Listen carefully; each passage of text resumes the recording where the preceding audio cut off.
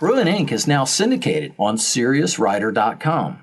See them at SiriusWriter.com for resources, articles, videos, topical classes, and now a podcast, the Bruin Inc. Podcast, because we're syndicated on SiriusWriter.com.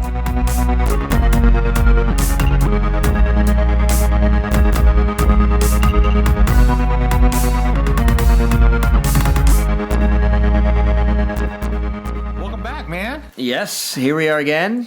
This is it. This is it. For The Mandalorian, at least. Yeah, the finale of season 1, at least. Because the way it ended, is definitely more to come. More to come. Yeah. So, Interbrew 24, just coming at you guys, faithful listeners, let you know this is a spoiler-filled review of Mandalorian episodes 7 and 8. Yes. So, some of you might have made it through most of the episodes and maybe didn't watch 7 or 8 yet. Now's your chance to go watch those. Maybe you watched 7 and 8 and then canceled your Disney Plus subscription. Like a lot of people did. Which I hear a lot of people did. Yeah. We are still enjoying Disney Plus. Yes, I still watch it on the daily. We are continually finding things to watch. Yeah. The Pick of the Litter is one of our favorites. Yeah. I don't know if you've seen this new show. Oh, it's new. Okay. Well, yeah, it's like 3 episodes in now. Okay. And it's following these puppies. Of course. Because what does Disney do better than anything else? Cute family thing. But it's puppies that are being cybernetically enhanced. And, yes. And plugged into the internet. Yeah. And so you can play with them online. No, they have... It's brilliant. They're... it's like an app. Exactly. You can love your dog. You don't have to have a real dog. Yeah, you don't have to, but your real dog is connected to the dog that you play on. He never feels alone. He's always happy to see you on the app, right? So go on. Sorry. No. The show is about seeing eye dogs for the blind, and it's about how all the rigors that these dogs have to go through, like the thing they have to be able to accomplish in past, and like only 30% of dogs that are like born puppies and then put into the program ever make it because it's so difficult because the dogs can't ever make a mistake. Oh wow! Because if a dog makes a mistake, people die. So like will walk out into the street or whatever. Yeah.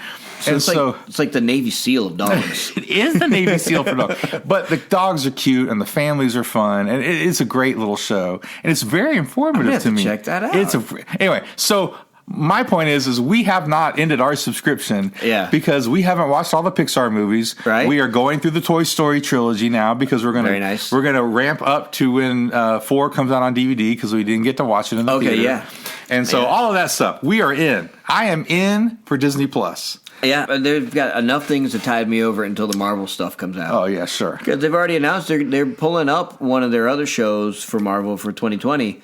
It's the Falcon and the Winter Soldier, isn't it? And then WandaVision. And WandaVision is coming out, too. Yeah, man. And later 2020 is going to be Mandalorian, too. So I'm just saying there's enough on there that I haven't canceled Netflix yet because there's The Witcher and there's a couple other shows that I'm still watching. We'll talk about those in a different episode. Well, another episode. But anyway, so let's get into episode 7. Yes. That's enough rambling.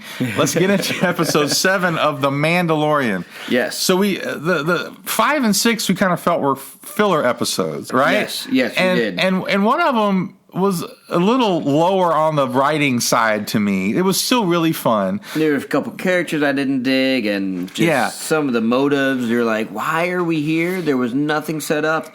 So finally, in episode 7, it just kicks off with we're going to get back into the story. We're going to get back into the main. Why you're here. This is why we're here. The goal of the story with the Baby Yoda.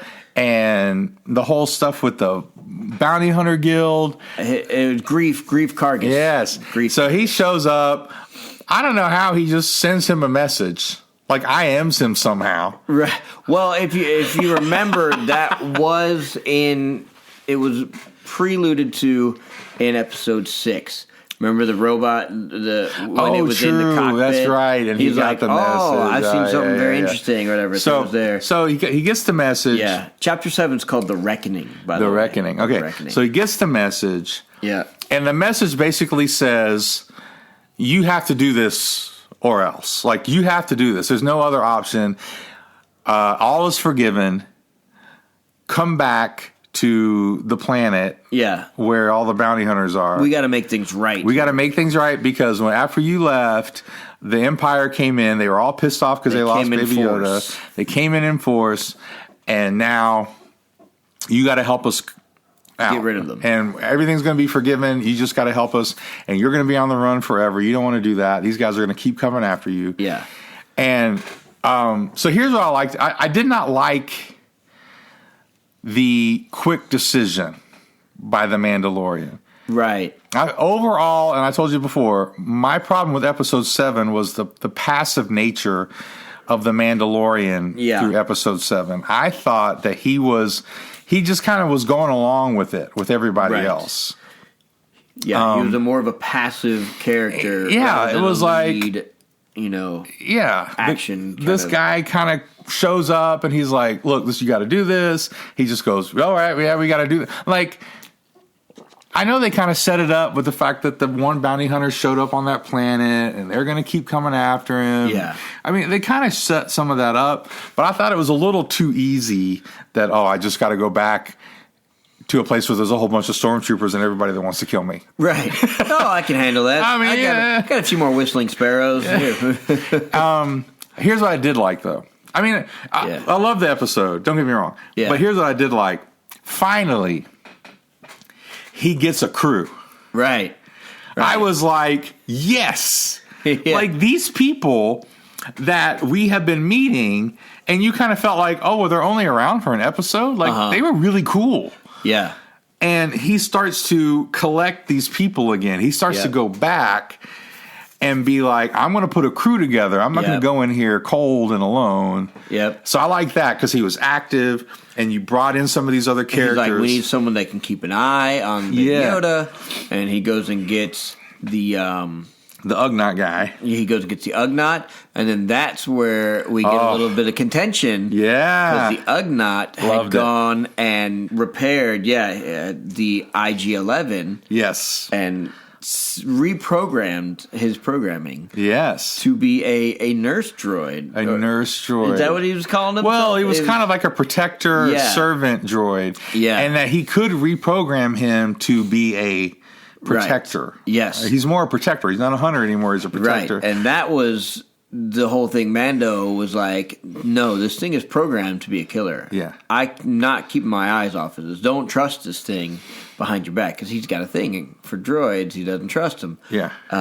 So I thought that was great to add that in there. And they did some great tension scenes, too, where even you as the viewer is like, what is going on behind that droid's computing processes? Like, what is is this gonna happen right now? And then it doesn't, like, and that says so much about the Ugnaughts character to me. Right. And that's one of the things I loved about it, is because that situation, not only was it cool because the IG-11 droid was fun. Right.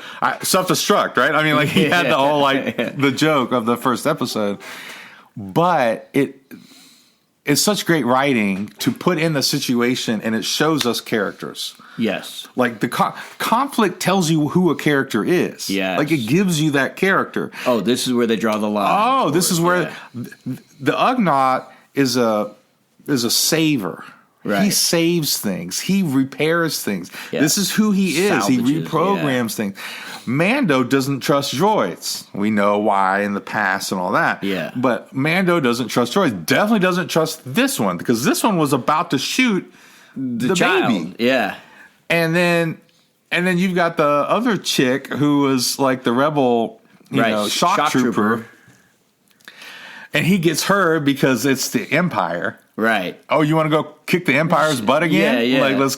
Yes, she was not in. She was not interested at all. And then when she found out, wait a minute, this is Empire. Count me in. Count me in. Yeah. And so you get to see a little bit of her character through the whole thing. Yeah.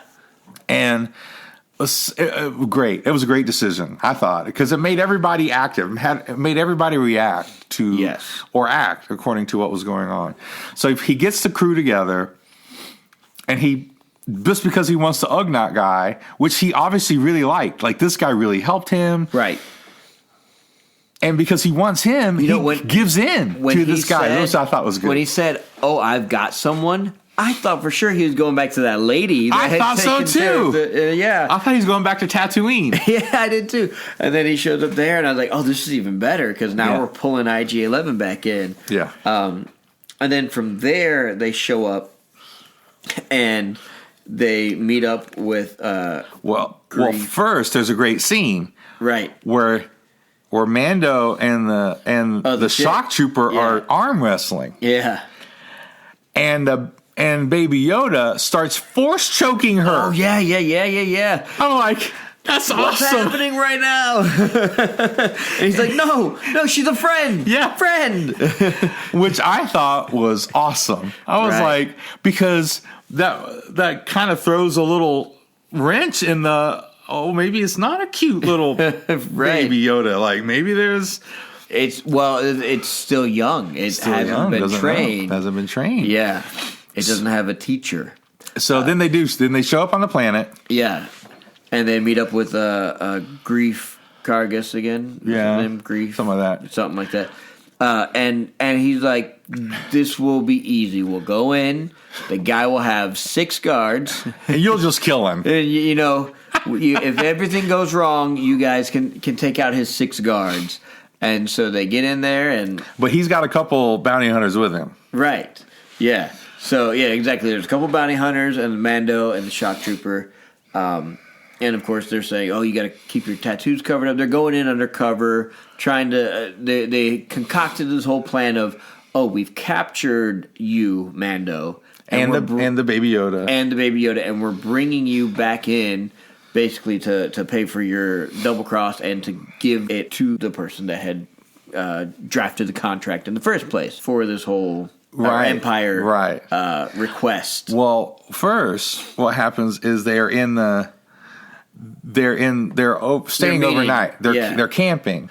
Oh yes, and the creature and out of nowhere. Yes. Now again, I forgot about the scene, and it was such a great scene too. It set up so well the dynamic of the team dynamic, and you kind of get to see how they were going to respond under pressure. Yeah, and here was my problem with it though. I liked it. Yeah, it was a great scene. Made it a little predictable because I was like, he's saving the bounty hunter guy. Yeah. Like, it's a save the cat scene. It's a save the cat scene kind of. But here was my problem with it. They never set up these creatures. Right. These creatures just come out of nowhere. Yeah. You have lived on this planet. You didn't know. None of you knew that these big dragon guys are going to come down in the middle of the night. Yeah. Like, you would think they would know. Right. So that was my one problem with it. But I thought it was great because he was injured. Yeah, the big payoff to the scene is that it's revealed to everyone now that this Baby Yoda is more than just a baby. It has special abilities. And so then you're thinking, oh, now these bounty hunters are going to want to take this child because it's even more valuable. And right before they get to the city, there's a double cross. They turn on Mando, and they're going to take the baby, and then 2 shots are fired, and lo and behold, it's a double cross. It's double. Yes. Triple double. Something happened. Yes. I don't know the math. I can't work. It's too late. I can't work out. Brief Karga, he is still on Mando's side, even though he was playing like he was going to steal the baby. He ended up shooting the other 2 bounty hunters that were with him that wanted to kidnap the child. Because Baby Yoda saved him. Because Baby Yoda saved him. And now he realizes, oh, I can see why you valued this thing. Yeah. It's so much so that you broke the code and that you ousted yourself from your tribe of people, essentially. And so that's where they're like, okay, now it's just us. We can make this work. We've got this plan. We're going to pretend that we've captured you, Mando, and take the child and deliver it to them. But first, he sends the Ugnaught back. That's right. Before they go all the way into the city. Go all over, he's like, look, we can't trust this. Because there's stormtroopers everywhere. There's stormtroopers everywhere. So take the kid back. take the child back, get back to the ship, set up the security protocols or whatever. Yep. Lock yourself in. Yep. And you'll be fine. And so he's going back. He's making his way back. The Ugnaught was making his way back to the ship. Oh, and because he didn't trust IG-11, he was already back in the ship. He's like, look, he's not leaving. I'm not leaving here. this. Somebody's got to watch the ship. Yeah, somebody's got to watch the ship. I've already had to deal with Jawas before. Yeah. Yeah. And so then they go into the town. Yeah. Make their way to meet the guy. And there's stormtroopers everywhere in the town, by the way. But in the little, whatever that is, the cantina thing. Yeah. It's just the guy, the Moff guy, the Empire guy, and a few stormtroopers. Right. And they walk in, and as they're sitting there seems to be a couple more stormtroopers than was projected. And she keeps going, I thought you said there's only going to be 4. And then more walk in. Yeah. And more. And they're like, I thought you said there's only going to be 4. And as the Moff guy's like, I want to see the baby. And they're like, no, it's sleeping. As if that was going to work. Like, as if that was going to work. Like, yeah, it's sleeping. Okay, so what? I want to see it. Right, yeah. That was a little lame to me. Right. I was like, really? This is what you're going to do? This was your plan? So he wants to see the baby. And then all of a sudden, just as you think it's all is going to be discovered, and they're going to have to fight against these 15 or so stormtroopers, he gets a really, really important call where he realizes, I have to take this right now. And it's his superior, Moff Gideon. Gideon, I think you're right. I think that's what it is. And he goes and he's talking on the phone with this dude, and he's asking him, do you have the child? And he goes, yes, it's here. And I think he says, no, it's not, or whatever. Somehow he had known that there was a double cross going on, because then they show 2 speeders chasing off. Yeah. After. This is another one of our problems with this episode. Yeah. Mando doesn't have like some sort of like scrambled comm link. Right. Because they're just listening in to they're just listening in to the Mandalorian's phone message, the comm link messages. Right. I'm like, what the heck? You'd think that'd be something he would have in his repertoire of you would his think tech. The dude with all the fancy weapons and Mr. Bounty Hunter, Mr. Safety Guy, like would have had some sort of like scrambled, and they just get to listen in. Double channel, yeah, I guess. Like they're just hanging out, listening to the radio, and now we know where the baby is. Yeah, I thought that was a little, that kind of bothered me when it happened. I was like, that was weak. And so it's kind of this big reveal, like the guy that they're going there is like, oh, I've been double-crossed. But before he even has a chance to do anything about it, they blow him away. They just unload a Gatling gun right through the walls and the windows and kill him and all his stormtroopers inside of there. Oh, because it's the difference is the guy that they went to meet, he was of a remnant of the Empire. All his stormtroopers had dirty armor. They were all raggedy. They were, older and all that. And all these new guys that show up were all shiny and clean and new suited.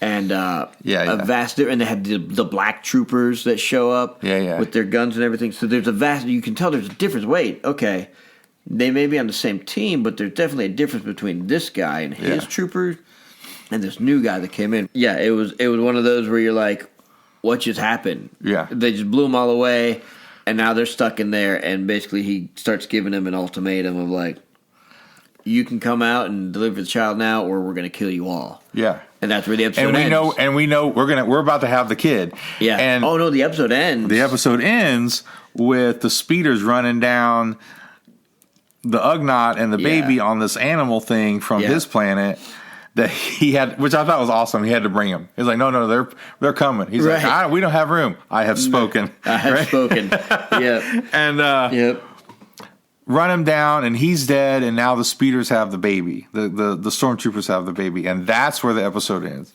Yeah. So here's another thing that it was a little Moff Gideon. Moff Gideon is the big baddie. Yep. Here's another thing about Episode 7. So episode 7 came out on Wednesday. Yeah. Before Star Wars Rise of Skywalker came out on Thursday night, Friday, right? Yeah. And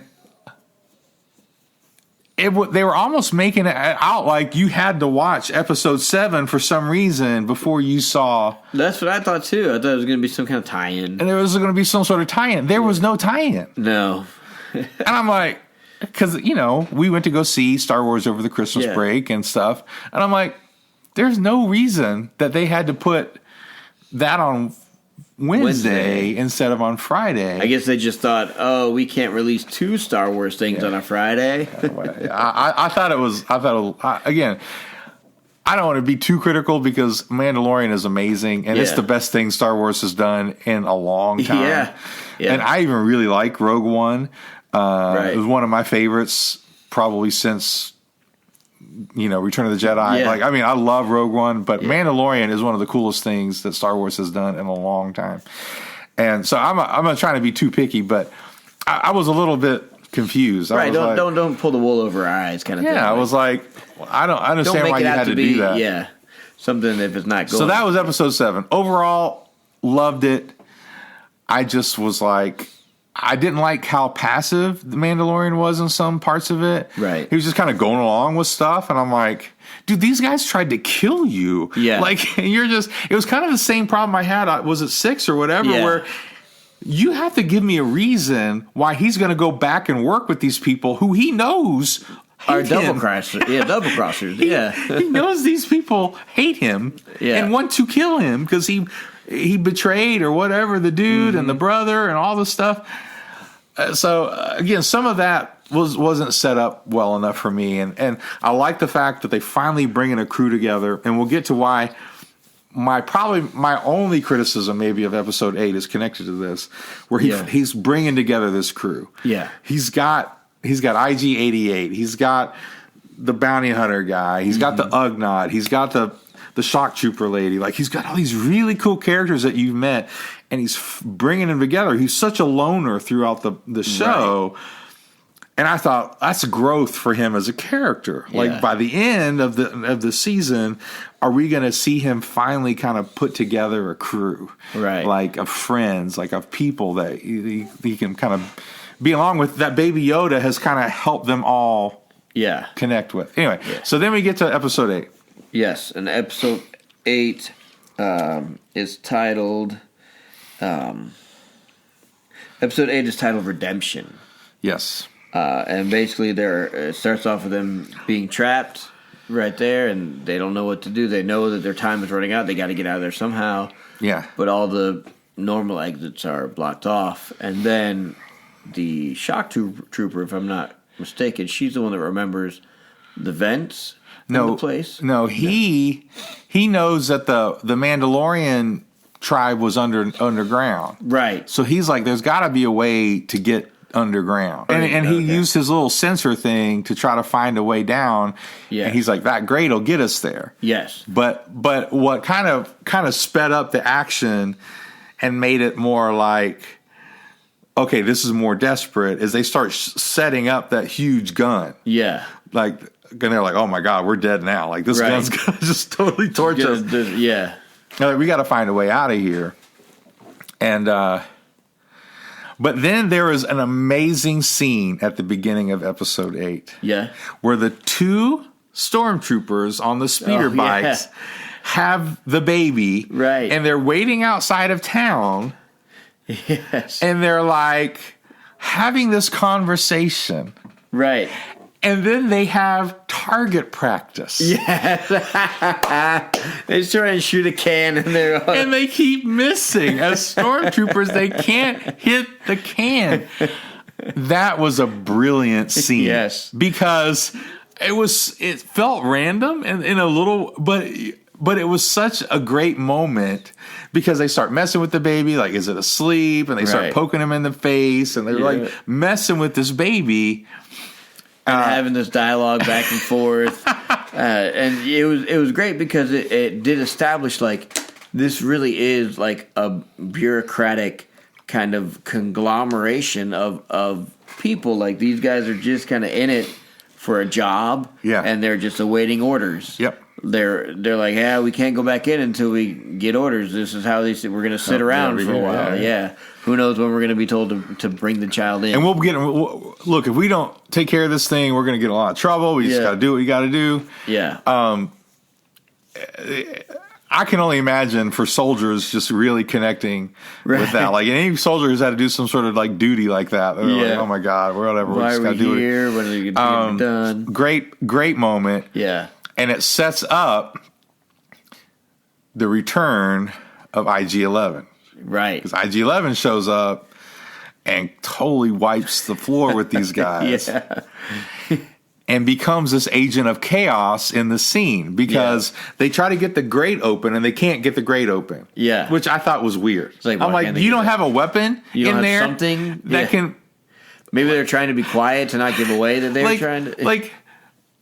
Who makes grates like this in a cantina on some remote planet? Like, who makes a grate that you can't get into? It was the best grate made in that area. I was like, that was a little weak to me. I was like, really, the Mandalorian? And here's another thing, and maybe you can help with this. Sure. Because I've asked the last few episodes, where did his big rifle go? That's true, yeah. Like all of a sudden, he just doesn't have this cool rifle that disintegrates people with one shot. He could have just disintegrated the grate. Where did this rifle go that shocks people and he like get all this cool like martial arts stuff with? It's like all of a sudden he just doesn't have it. Yeah, you're right. Since like episode 5, I think that was the last time I remember seeing it. Anyway, I kept being like, it's in all the pictures, and where's this gun? Anyway, so that was a little weak to me that they couldn't open it. I was like, really? She's a shock trooper. They just bring a couple guns that just can't blast through a grate, which maybe was kind of a throwback to Star Wars because they shot the grate so easily or something. I don't know. Or they could have done a play off of the fact that they were arm wrestling before, and he's like trying to get it open, and she just come over and like or something. Had no problem. Yeah. But obviously, they needed it to not work because they needed IG-11 to come in. Yeah.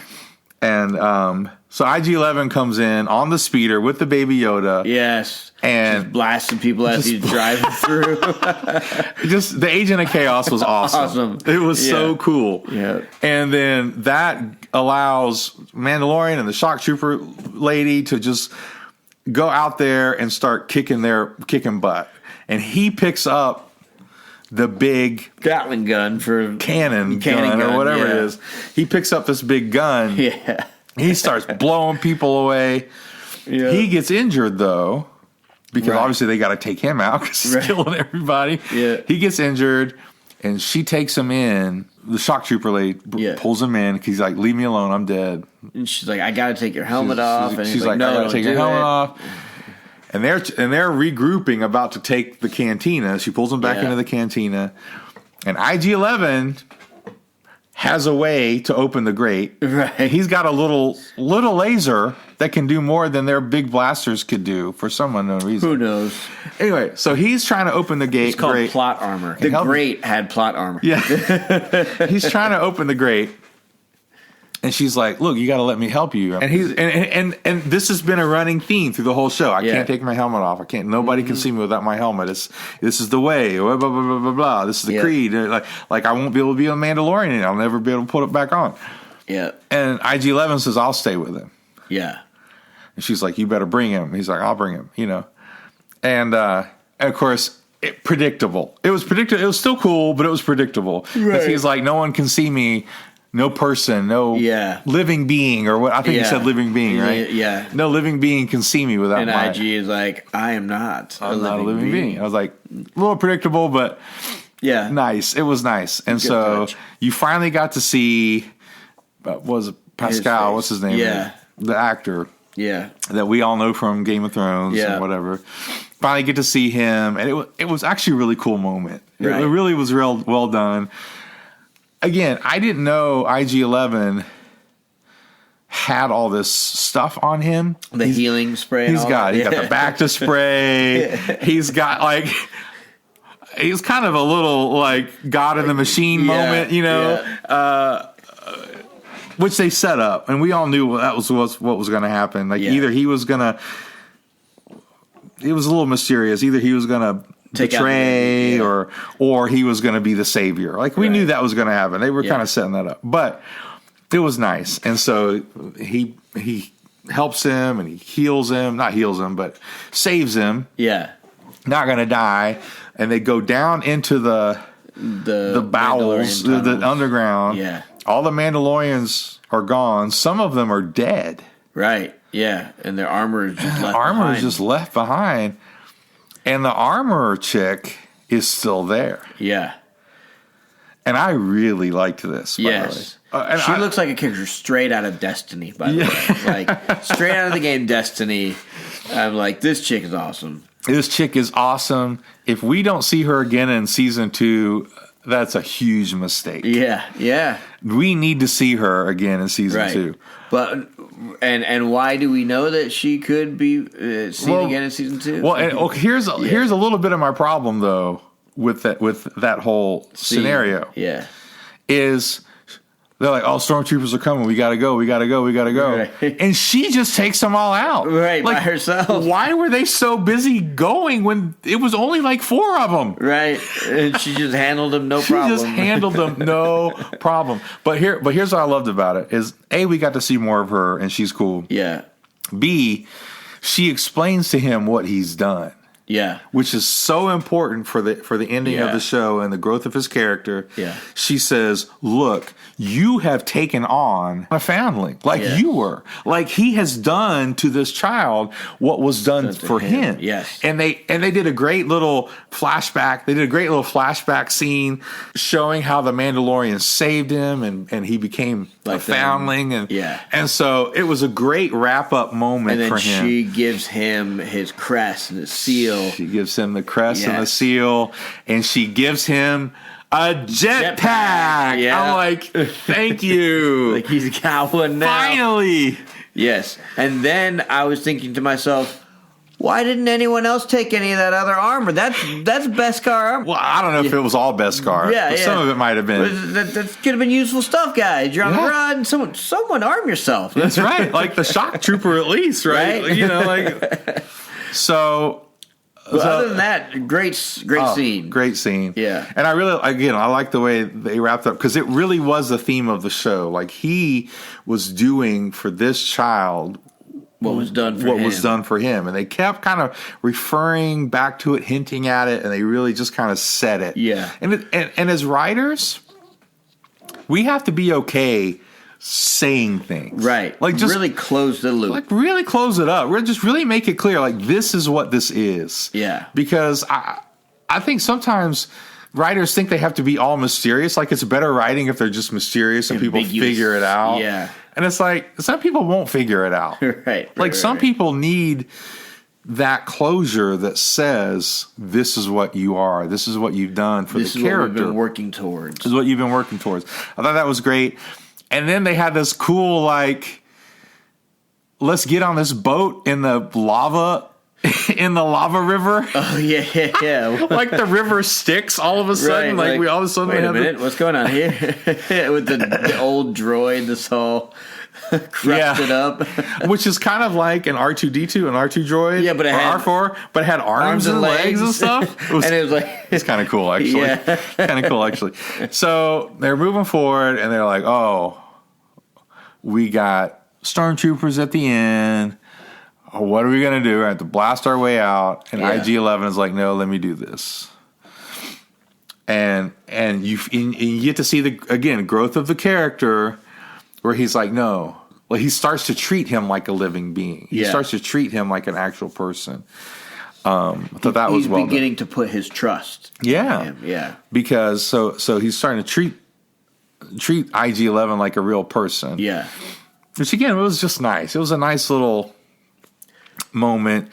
And IG-11 sacrifices himself. Walking out into the lava. Which I thought maybe it would have burned him up a little faster. I don't know. I mean...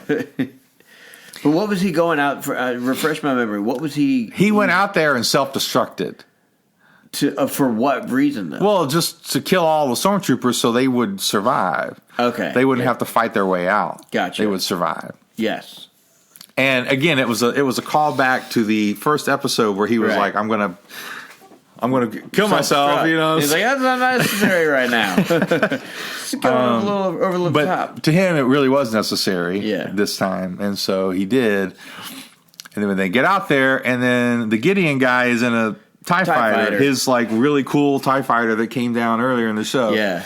And now, and the armor lady said, you're going to need to practice. Right, with the jetpack. Yeah. Like this thing, it was kind of cool because she was like, it's got to get to know you.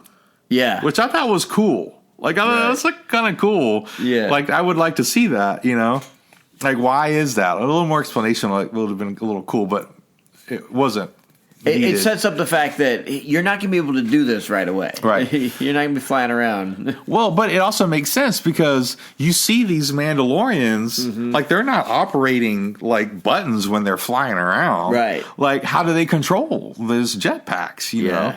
So obviously there's some sort of interaction or interface that they use. Anyway, so he decides to try to take out the TIE fighter. The TIE fighter with the jetpack, which, come on. Like, if that's all that you do in the show, that's just cool. That was just like, I was like, I'm in. Yeah. I am in. Yeah, sure. Go for it, buddy. Use your new toy. So he does. He takes out the TIE fighter, and Moff Gideon crashes. Booyah. He can use the jetpack. Right. He's got his jetpack. Here was my disappointment, is that he doesn't now have a crew. Right. Because you would think with the shock trooper lady and the other guy, and like you would think like he could start forming his own like crew. Right. IG-11's gone, the Ugnaughts gone. Yeah, the Ugnaughts gone. But you would think like, he could start having like a crew. Like, like obviously this town is decimated. And like, there's no reason to stay. I didn't think. Yeah. But all of a sudden, it's like the bounty hunter guy and the shock trooper lady were like, we're going to stay. Yeah. We're going to hang out. We're going to become bounty hunters. All the stormtroopers are dead. Right. So we're just going to hang out. And I was like, Yeah. Because I really liked the fact that he put a crew together. Like, I thought that was really cool. But I guess it worked because he's got to go back to being the loner and all that stuff. But I was really hoping we'd get some sort of crew out of it. Right. I guess he doesn't have enough space on his ship. He's like, you know what? It's not enough personal space for me. So, anyway... And then the cool reveal, though. So he's gone. Right. So he leaves and he gets on his ship. Everything seems hunky dory. Everything seems hunky dory. And then they gotta pull that one last scene. Yeah, a little surprise, and they're pulling in on that TIE fighter again. The wreckage of it. And you're going, okay, well, what's gonna happen? He's gonna survive or something. Yeah. And then something you didn't expect comes piercing through the door or the window of the TIE fighter. A black lightsaber, a dark saber, cuts open this TIE fighter, and out steps Moff Gideon wielding the dark saber, which, you know, for some people, that was probably their first time seeing something like that. I even talked to some people like, oh, no, I think it was just a regular energy sword. I don't know if it was a lightsaber. And I was like, no, that was a lightsaber. That was a dark saber. That was a callback to Clone Wars and Rebels, right? Yes, because it was in both of them. You watch as it passes on from one person to another, and it actually starts with the Mandalorian. It has actually a really significant tie-in to the Mandalorians and the history of them carrying that. But it was sort of during a period where they were running with Darth Maul. Yeah. And kind of it was his own group of Mandalorians. I forget the name of who they were. It was something like Death Troopers or something. I don't know. Yeah, but they had their own little name. Yeah, and so it trades hands and goes down the line and then ends up with Darth Maul for a little bit. And somehow it ends up back in this Moff Gideon's hands. Somehow. And we know that he had crossings with the Mandalorians before because Mando says, oh, yes, I know who this is. I know this guy. So now the mystery is, who is he? How does he have a connection to the Mandalorians already? And how did he get his hands on this dark saber? And does that mean that he is an apprentice of some sort of... We don't know. Palpatine's? Who knows who else was around at the time? But it makes sense that there's this connection why he would want this Force able child. Like this child that had Force abilities. He would totally take it on as his apprentice, and because there's always two, a master and an apprentice, went to the dark side of the Force. Now, and that's another part of this that we didn't talk about, was that in the great scene where the armor lady is telling him, you got to take this child. Yeah. He's like, well, this kid has abilities. Right. And she's like, well, that's because he's from this group of sorcerers that we used to fight with. Right. Yeah. Which is a kind of a background of the Mandalorians. They had some run-ins with the Jedi over time. Yep. So anyway, so that was another interesting tie. Like, so I'm gonna have to protect him and take him back to these sorcerers who want to kill me or whatever, or our enemy. And she's like, "Yep, this is the way," or whatever. This is the way. This is what you got to do. He's like, "Oh, this is So there's a lot of good setup, I think, for season 2. Yeah. Like I said, there were a couple things with episode 8 that I was like, a little weak, a little too easy. Yeah, or a little too hard. Or too hard. What I meant by too easy, like too easy to be like, oh, I'm sorry, we just can't get through this grade. I'm like, what? Why? So just a couple things that so they brought them all together. They had their moment. They made it through. Lost some people along the way, and then he goes back to being the lone wolf again with the child. And now you've got a goal for season 2. So now you've got a goal for season 2. Yes. You've still got the bad guy who's around. Yeah. But now you know a little bit more about him. And he's even more of a powerful force to mess with. Right. You're like, oh crap. And he's a Force user. Yeah. He's got a saber, so he must have some other... Who knows? Something. He's got some background with the Force. He's got to be shooting lightning, for sure. He's got some background with the Force. Who knows how much? Yeah. And obviously there's going to be some run-in with Jedi. Yeah. Because this is after Return of the Jedi. Right. There's only one Jedi that we know about. Right. And that's Maybe Luke. there were more. Maybe there are some others that survived and we don't know. Right? Yeah. I mean... Obviously, through Rebels and some of these other shows, we've seen other Jedi that survived and were hiding out. Well, because depending on how far this is down the line, Luke does start training. He starts training some others, and that's where we get Kylo Ren and all them.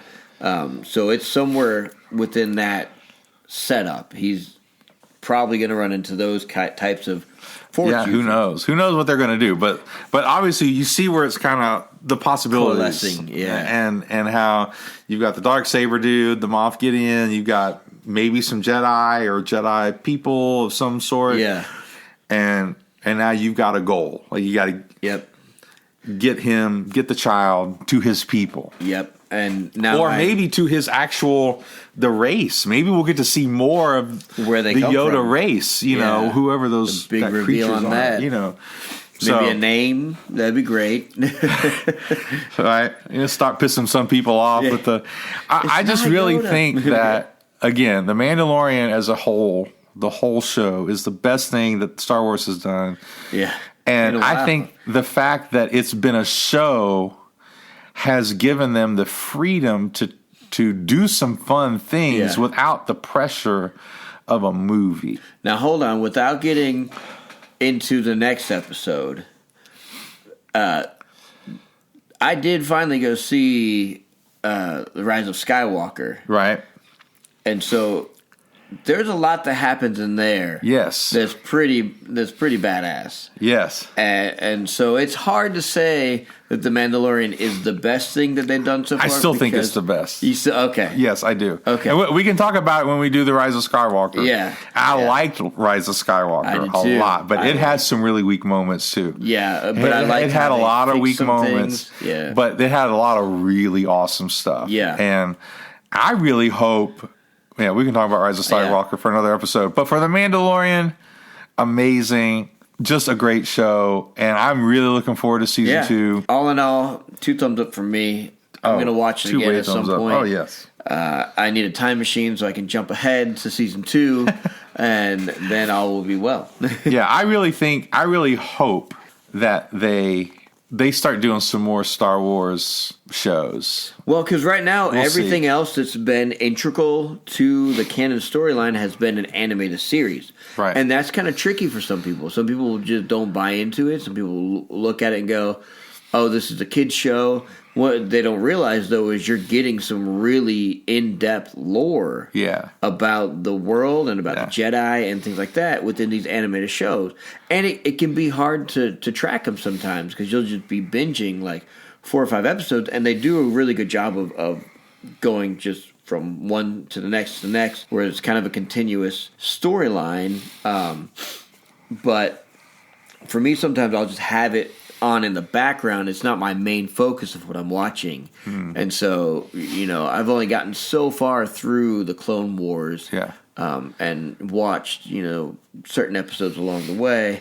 But for those of you that haven't watched the Clone Wars and Rebels, they actually have a really good storyline and great lore, storylines that is canon to the movie universe. Yeah. So whatever you're seeing in the movie, you're actually getting more in-depth stuff. You get to see more about Anakin in the Clone Wars before he becomes Darth Vader. And then in Rebels, you get to see more on kind of that side of things around the whole rebellion time period. Kind of when it was starting and some of that stuff that was going on. Yep. And what's cool about some of these universes, and this is something that we try to do with the whole singularity story, is what's cool about these universes is there's so much you can explore, so many kind of stories you can have because it's a universe. You can say, we're going to put the story on this planet out on the outer rim, and no one will ever know. And it can all be interconnected, but still be its own thing because not everyone's going to know about. Not everyone's going to know about that, and so. And I like how they did that with the newer Star Wars. They're like, Han Solo, you mean the general or whatever? Yeah, the war hero? No, he was a smuggler. Like those were both true, right? But they only knew bits and pieces of the story and the characters. So that's what's great about having an expansive world like that. Yeah. So Mandalorian, again, 2 thumbs way up. They did a great job of a storyline. The Western. We didn't even talk about the Western motifs in episode 8, especially. Yeah. I mean, that was straight out of Butch Cassidy and the Sundance Kid, where at the end they're going out to fight all the soldiers. Yeah. Of course, they die at the end of that. Right. But like the whole point is like there's all these motifs that Favreau and all these guys. If you recognize those movies, you're like, oh, they're about to go die. You're like, wait. But at least you see the callbacks, you see the connections, and I just think that's the strength of some of these shows. Like when I said it before, Rogue One, Mandalorian. The strength of some of these is that you can do a different kind of story, and since it's not the canon or one of the main episodes, then you don't have the pressure to make it this humongous story, this epic thing. You can just make it a really cool story with really cool characters in a cool world that already has rules and magic and technology, and you can just play with it. Yeah. So I think they did a really good job with The Mandalorian, and they brought in so much of the old stuff with the droids and these creatures and this stuff that really tied it in well and grounded you in the world and made you go, yay! Like you cheer. Star Wars. I know it's got me excited for Star Wars again too. And so I think it's got a lot of people excited for Star Wars. And luckily, The Rise of Skywalker was a decent movie. It was a good movie. Yeah. So if you guys haven't seen it yet, go watch it. Go watch it because we're going to review that next. Interbrew is going to be on that. And until then, raise a glass to inspiration and stay inspired, guys.